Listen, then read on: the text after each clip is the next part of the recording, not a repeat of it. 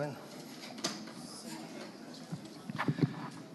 Bom dia, senhores, senhoras. Quero cumprimentar aqui o ministro Guilherme Afife Domingos, presidente da mesa, o deputado Jorginho Melo, o nosso relator, deputado João Arruda, e o Luiz Barreto, que estava aqui presente, e mais o vice... está ali. Tá? E mais o vice-governador do Rio Grande do Norte, que está também aqui presente na mesa. E cumprimentar todos os presentes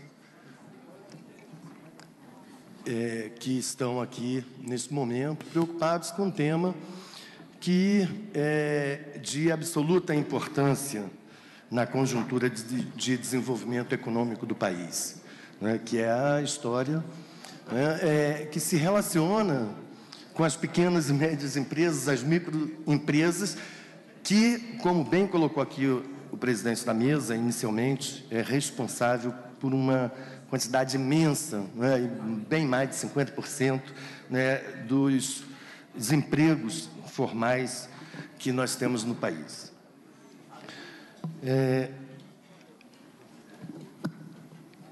Nós temos aí algumas questões, né, especificamente relacionadas aos arquitetos, que é o meu caso como presidente da federação, mas busquei a conversa também com o Sindicato dos Engenheiros, né, a Federação Nacional dos Engenheiros e a Federação Intersindical de Engenheiros, do Sindicato de Engenheiros, e com o Sinaenco, que é a empresa, né, que é o Sindicato de Empresas e Consultoria na área de Engenharia e Arquitetura, para que a gente tivesse um painel mais global, que são profissões que têm um trabalho e uma afinidade muito, muito grande. No caso das empresas de arquitetura, hoje nós temos um universo de 130 mil arquitetos no país, né, e temos um universo de 15.373 mil empresas de projeto de arquitetura, das quais 13.181 são microempresas, né, que respondem por 10% do faturamento, apenas 10% do faturamento desse conjunto de 15 mil empresas. Juntando as empresas de arquitetura e de engenharia, ou aquelas que desenvolvem projetos de arquitetura e engenharia, né, são em torno aí de 30 a 40 mil empresas, com um universo bem próximo também de 80% a 85% de microempresas. Bom, isso no cenário, né, em que a quantidade de profissionais liberais apenas na área de engenharia e arquitetura chega a algo próximo de 900 mil profissionais. De arquitetura, 130 mil, de engenheiros, né, o sistema Confiacre tem aí em torno de 900, 1 milhão de profissionais, ou seja, que tem um contingente imenso de profissionais que são liberais, autônomos e, entretanto, não formalizam suas empresas exatamente porque não há um incentivo para isso. Nós temos aqui um estudo que foi feito pelo Conselho de Arquitetura e Urbanismo, CAUBR, né, que nos mostra que, para ter alguma vantagem, uma empresa de arquitetura, de aderir ao Simples, né, ela teria que ter um faturamento acima de R$360 mil, né, sendo que a maior parte das empresas de arquitetura não tem esse faturamento. Então, até R$360 mil não vale a pena aderir. Vale a pena aderir a partir de R$360 mil. E a maioria absoluta dos escritórios de arquitetura são escritórios pequenos, que empregam no máximo 2 arquitetos. E, por conta disso, nós temos um contingente imenso também de profissionais que não formalizam um escritório exatamente porque ele não tem nenhum benefício. Se ele criar uma empresa, ele só vai ter mais ônus.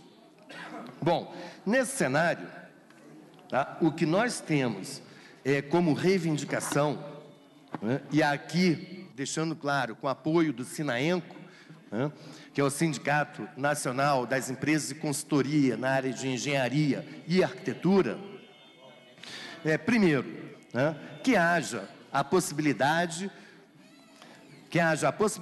no caso, e aí específico dos arquitetos, né, de que os arquitetos possam ser enquadrados também como microempresários individuais.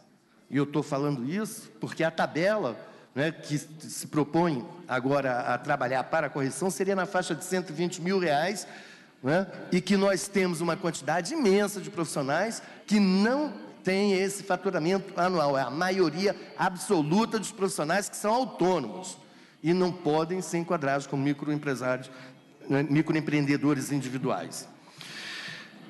Uma segunda questão é a equivalência das alíquotas, né? O que eu quero dizer com isso? Que os arquitetos e urbanistas foram enquadrados na tabela 6, né, que as alíquotas vão de 16,93% a 22,45%. Temos outras profissões, fisioterapeuta, corretagem de seguros, que estão no anexo 3, que vai de 6 a 17,42. Temos serviços advocatícios, que vai de 8 a 20,45. E aí a questão fundamental, ministro, aqui a ser colocada, é que os trabalhos de projeto de arquitetura, projeto de engenharia, não são execução de obra. São trabalhos diferenciados, eles estão no campo do planejamento, estão no campo da produção intelectual. Ou seja, esse profissional, ele trabalha com o seu conhecimento, ele não está vendendo nenhum produto, ele está vendendo o serviço, está vendendo conhecimento, né? E que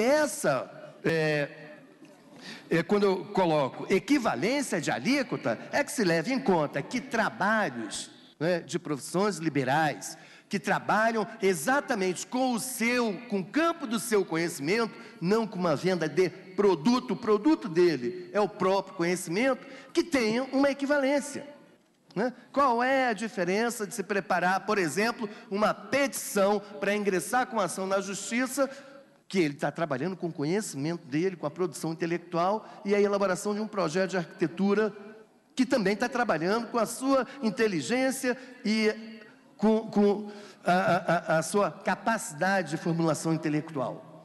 São questões que têm que ser levadas em conta. Eu acho que podemos avançar na melhoria do projeto de lei, né? Essa aqui é uma sugestão da federação, e aproveitando, obviamente, como reivindicação aqui colocado por vários outros que me antecederam, a ampliação dos limites de enquadramento. Isso é fundamental.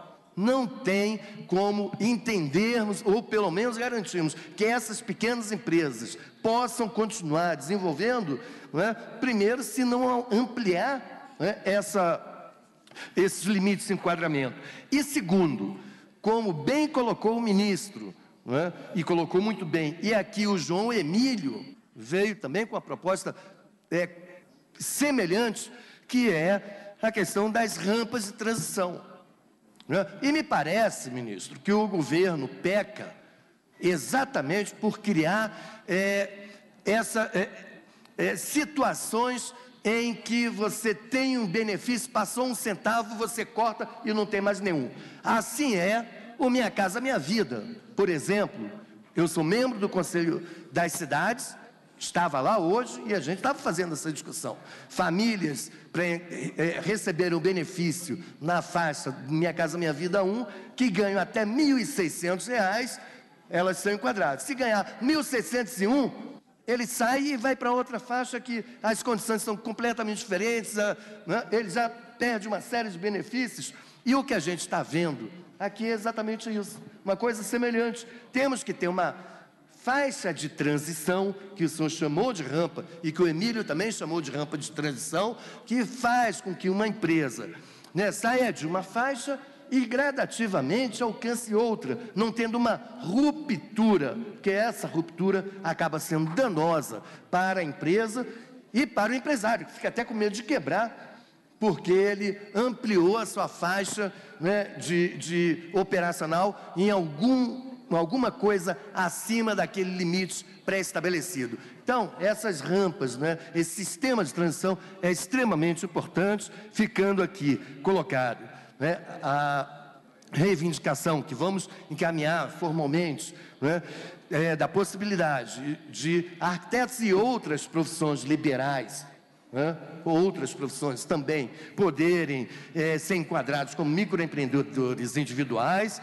questão da equivalência das alíquotas, levando em consideração, né, o tipo de trabalho em campo que ele pode se inserir, levando principalmente em conta a questão do trabalho intelectual e a ampliação dos limites de enquadramento, criando essas rampas de transição que são extremamente importantes e de grande relevância para que as empresas possam crescer com segurança. Sair de uma microempresa, chegar até uma grande empresa, sem ter um processo de ruptura, né, ao longo do crescimento e do desenvolvimento da empresa. São essas as considerações que tinha que fazer, presidente, e agradeço aqui a oportunidade e o convite.